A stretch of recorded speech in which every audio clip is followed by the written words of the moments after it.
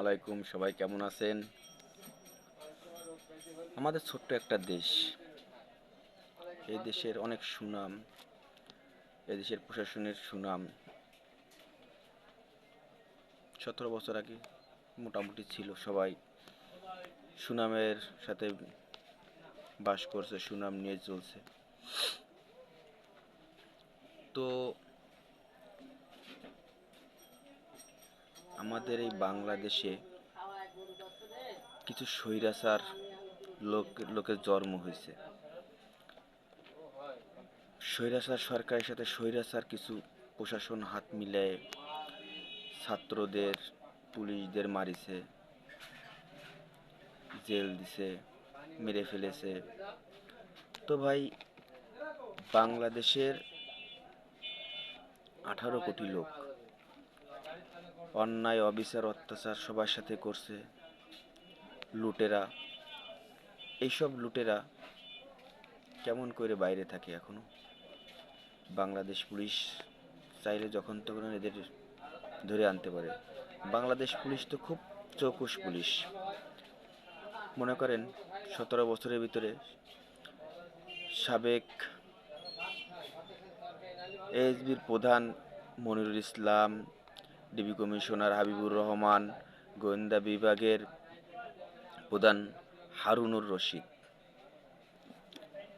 যুগ্ম কমিশনার বিপ্লব কুমার শাহ, সাবেক city DC Asaduzzaman, additional commissioner Pulak Kumar Joardar, ADC Ayesha Siddika, Khondokar Lutfur Kabir, Sheikh Nazmul Islam Alam, Nurul Alam, Rafiqul Islam, Benazir Ahmed, বাংলাদেশের সর্বোচ্চ খুনি বেনজির আহমেদ,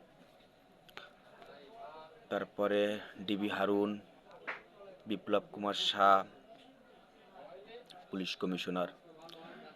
তো বাংলাদেশের সর্বোচ্চ খুব ভালো মানের পুলিশ ছিল।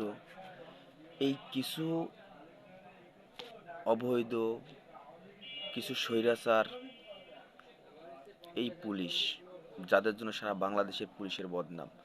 ভাইজান, এদের সর্বোচ্চ সাজা বাংলাদেশের আইনে যা আছে, সর্বোচ্চ সাজা জনগণের ভিতরে আইনে দিতে হবে, যাতে ভবিষ্যতে কেউ না বলতে পারে যে অমুক বেঁচে গেল কেন, অমুকরে তখন ছাড় দেওয়া হয়েছে।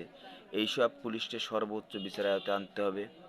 যারা অন্য পুলিশকে যাদের জন্য অন্য পুলিশ ভাইদের বদনাম হয়েছে, এইসব পুলিশ যারা আছেন এরা ক্ষমতায় বসে, বড় চেহারে বসে ছোট ছোট পুলিশ কর্মকর্তাকে গায়ে লাগায়নি।